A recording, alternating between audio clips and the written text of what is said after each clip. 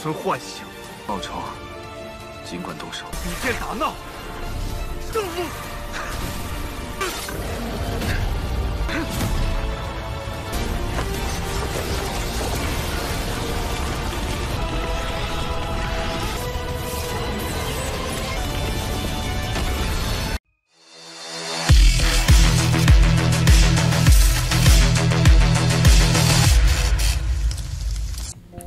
Halo semuanya, selamat datang di Ruang Sinema. Bagaimana kabar kalian semua? Semoga selalu sehat dan baik-baik saja. Sesuai jadwal, jadi pada hari ini kita akan kembali melanjutkan series Donghua Jade Dynasty season ketiga episode 16. Tapi sebelum kita mulai, lebih baik kita lihat dulu apa saja yang telah terjadi pada episode sebelumnya. Kemarin, Siofan telah menghadap kepada dua kekuatan yang ada di dalam tubuhnya, yakni Mutiara Darah dan juga kekuatan Sekte Shinyu, di mana dua kekuatan ini mencoba memberikan masukan kepadanya mengenai apa yang harus dia lakukan.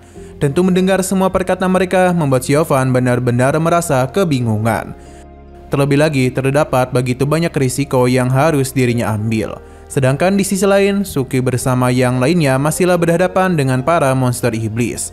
Pada awalnya, usaha mereka tidaklah berjalan dengan mulus. Bahkan berulang kali mereka mencoba mengalahkan monster iblis ini, tapi tidak kunjung membuahkan hasil.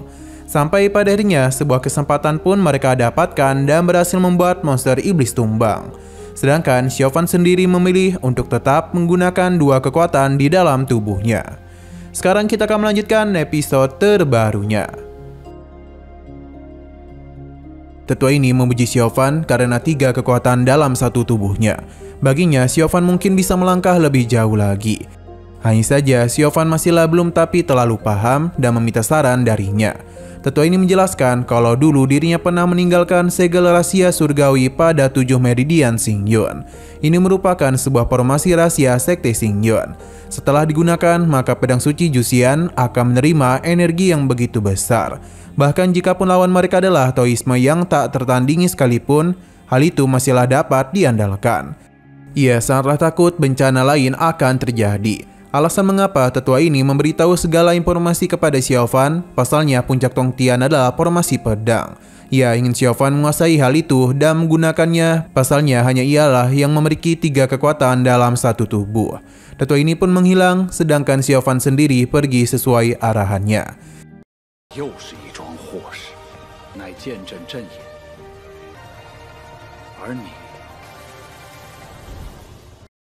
Xian berpindah ke sisi luar di mana para murid tengah memperbaiki formasi pelindung. Sedangkan para murid lainnya tengah melihat keadaan dari para binatang iblis. Untuk saat ini, para binatang itu telah meninggoy. Jadi, para tetua akan melaporkan hal itu dulu kepada para ketua sekte. Hal yang sama juga terjadi di tempat Suki. Gurunya akan meninggalkan mereka dulu demi bisa menemui tetua sekte dan para ketua lainnya. Mengetahui para binatang iblis telah dikalahkan membuat para ketua sekte senang. Hanya saja ada begitu banyak murid yang harus menjadi korban dalam pertarungan itu. Selain itu, mereka penasaran mengapa Dewa Binatang Buas tidak melakukan pergerakan. Apakah baginya semua ini tidak terlalu berarti? Dosuan juga merasakan hal yang sama. Jadi dia meminta para tetua untuk tetap fokus pada tugas masing-masing. Shin kembali kepada Suki dan yang lainnya, di mana ketika ingin kembali untuk beristirahat, tiba-tiba saja ada sebuah kekuatan yang begitu mengerikan. Ini bahkan membuat mereka sulit untuk bisa bergerak. Yang tentu saja ini adalah ulah dari Dewa Binatang. Dengan tekanan ini menyadarkan Suki bersama yang lainnya kalau kekuatan yang Dewa Binatang miliki merupakan hal yang tidaklah mungkin bisa mereka jangkau. Ia mulai melakukan sesuatu kepada para binatang iblisnya, sambil berkata kalau orang-orang ini telah melampaui apa yang dia pikirkan. Seketika saja sebuah kekuatan yang mengerikan pun muncul, dan langsung saja menghancurkan formasi pertahanan yang sudah susah payah mereka bangun. Para ketua sekte tidaklah bergerak dulu karena mereka harus melihat apa yang tengah dilakukan oleh Dewa Binatang. Yang ternyata saat ini ia tengah melakukan penggabungan kepada 5 jiwa dari binatang iblisnya. Selain itu, para murid yang berada di sekitaran tempat ini dengan mudah dia hisap dalam kekuatannya, yang mengakibatkan begitu banyak korban berjatuhan. Selain itu, Dewa Binatang pun memperkenalkan binatang iblis yang baru saja dirinya bentuk, yang mana 5 Raja Iblis telah dia satukan. Ini tentu saja bukanlah sesuatu yang dapat mereka kalahkan dengan mudah.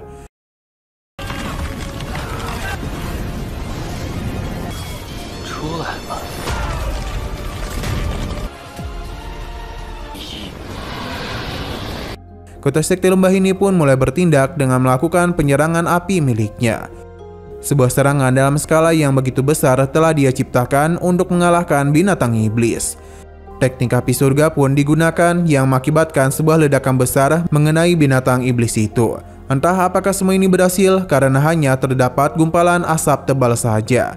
Ternyata serangan barusan tidaklah terlalu berefek kepada binatang iblis ini. Serangan balik pun mulai dilancarkan yang mengakibatkan ketua sekte ini sulit untuk dapat menghindari berbagai serangan. Tapi meskipun begitu bukan berarti dia akan menyerah. Serangan balik langsung saja dia lancarkan. Yang mana lagi dan lagi ini tidaklah berefek apapun kepada binatang iblis. Justru malah dirinya lah yang terpental.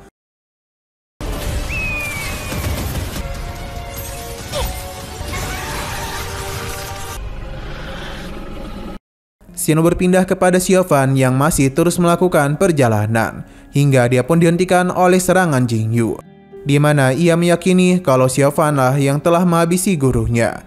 Xiaofan justru membenarkan hal itu yang tentu saja membuat Jingyu semakin marah kepadanya. Berbagai serangan telah dia lancarkan, namun bisa dan mudah Xiaofan atasi. Jingyu tidaklah tahu mengapa Xiaofan melakukan semua ini. Padahal gurunya tidaklah melakukan apapun dan hanyalah seorang tetua yang tengah menikmati masa tuanya saja. Pertarungan sengit di antara dua sahabat ini pun terus berlangsung, di mana lagi dan lagi Xiaofan mampu dengan mudah meredam semua serangan miliknya. Jingyu tidak niatan untuk berhenti dan dirinya akan membalaskan dendam kematian gurunya. Selain itu, ini adalah terakhir kalinya dia memanggil nama temannya itu. Xiaofan sendiri tidaklah bisa menjelaskan semua ini dulu, yang membuat Jingyu semakin sedih karena ia masihlah mengharapkan Xiaofan kembali. Namun sepertinya dia sudah tenggelam terlalu jauh dalam jalan yang salah. Xiaofan tidaklah peduli dan ingin melihat jalan manakah yang lebih kuat. Adu serang pun kembali terjadi. Sedangkan Jingyu mencoba mengingatkan janji mereka berdua untuk membasmi sekte jahat. Namun siapa yang menduga kalau Xiaofan malah mengambil jalan tersebut. 一直心存幻想，报仇，尽管动手。比剑打闹，胜负。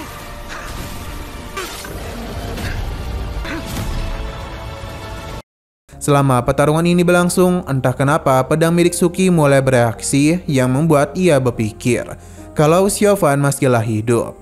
Sedangkan Xiaofan dan Jingyu masihlah terlibat dalam pertarungan yang begitu sengit. Kembali ke sekte, di mana binatang iblis sudah hampir mendekati wilayah sekte. Namun hal tersebut tidaklah semudah yang binatang iblis ini kira. Karena binatang pelindung sekte segera memberikan perlawanan, begitu pula dengan ketua sekte ini yang berusaha untuk melakukan penyegelan. Dalam pertarungan itu terlihat dengan begitu jelas dirinya bekerjasama dengan binatang pelindung untuk menyegel binatang iblis. Hanya saja semua usaha yang mereka lakukan tidak berjalan lancar. Pasalnya, kekuatan dari binatang iblis ini terlalu mengerikan. Bahkan serangan balasan langsung saja dia lakukan. Untung saja ketua sekte dari lembah ini masih hidup dan mencoba untuk melindunginya. Sedangkan para murid yang berada di sana tidak dapat melarikan diri dan harus mati dengan cara yang mengenaskan. Kedua ketua sekte saling bekerjasama untuk dapat menumbangkan binatang iblis. Pada akhirnya mereka pun dapat menghentikan pergerakannya.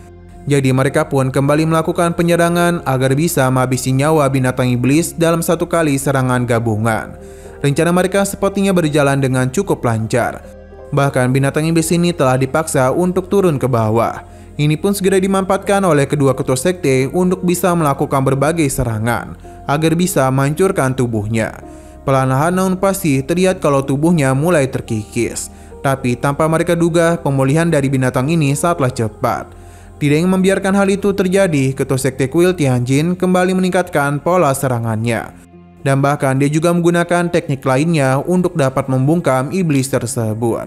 Hingga pada puncaknya, binatang iblis ini pun berhasil dikalahkan, yang membuat para murid yakin ini sudah berakhir.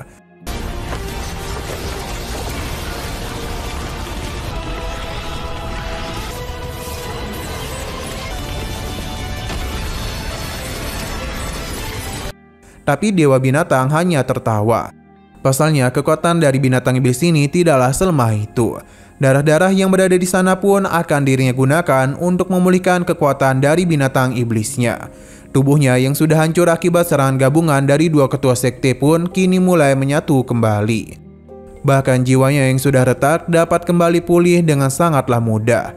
Ini semua karena kekuatan darah yang ada di tempat tersebut. Semakin banyak darah yang ada di sini, maka memulihkan binatang iblis ini merupakan hal yang mudah. Para ketua sekte tidaklah menduga binatang iblis ini akan sangat merepotkan mereka. Serangan balasan pun mulai dilakukan oleh binatang iblis tersebut. Mereka harus mempertahankan formasi dengan baik karena bagaimanapun serangan dari binatang iblis ini mengandung energi jahat. Ketua sekte kuil Tianjin berhasil menghentikan serangan iblis ini. Dan benar saja dampak dari serangan barusan langsung mempengaruhi kultivasi mereka. Serangan balasan coba dirinya lakukan, yang mana binatang iblis ini pun telah berhasil dirinya tahan dengan kekuatan budanya. Tidak itu saja, dirinya pun kembali meningkatkan pola serangan untuk dapat menghancurkan seluruh tulang dari binatang iblis. Melihat kemampuannya membuat dewa binatang tertarik dan seharusnya dia tidaklah meremehkan kemampuannya. Dan seharusnya ia tidaklah boleh meremehkan mereka. Ia pun mulai menyiapkan sebuah kekuatan untuk bisa diarahkan kepada binatang iblis ini. Meskipun itu hanya sedikit saja, tapi pengaruhnya begitu besar. Ia mulai menyiapkan sebuah kekuatan untuk bisa diberikan kepada binatang iblisnya. Meskipun itu hanya sedikit saja, tapi memiliki pengaruh yang begitu besar pada perkembangan binatang iblis. Di mana seketika saja kekuatan dari binatang iblis ini meningkat dan melakukan balasan kepada kedua sekte. Tentu saja ini tidaklah dibiarkan oleh mereka, di mana seluruh serangan langsung saja mereka lakukan untuk kembali menekannya. Hanya saja dewa binatang sangatlah pintar dan dia tidaklah memberikan kesempatan bagi mereka. Seluruh serangan langsung saja dia lakukan yang mengakibatkan kedua ketua sekte terpental. Tidak hanya itu saja, kini mereka dipaksa untuk bertahan. Namun karena serangan ini terlalu mengerikan, mengakibatkan para murid harus menjadi korban. Bagi dewa binatang, mereka itu hanyalah semut yang dapat dengan mudah dia musnahkan. Sadar kalau ini adalah serangan yang mengerikan, kedua ketua sekte pun tidak tinggal diam saja. Mereka berusaha melakukan serangan balasan, di mana ini merupakan teknik tertinggi yang mereka miliki. Dewa binatang pun bersemangat untuk dapat melihat seberapa lama mereka itu bisa menahan serangan miliknya.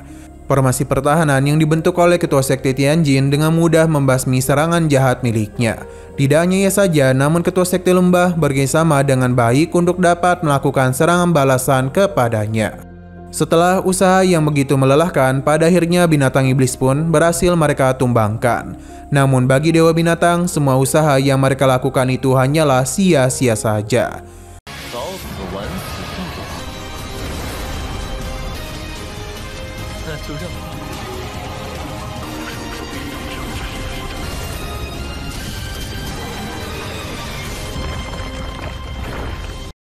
Xin pun berpindah lagi kepada Xiaofan dan juga Jing Yu, di mana pertarungan masihlah terus berlangsung di antara mereka berdua dan belum ada tanda-tanda akan berakhir, hingga harus dihentikan oleh episodenya yang terlalu pendek.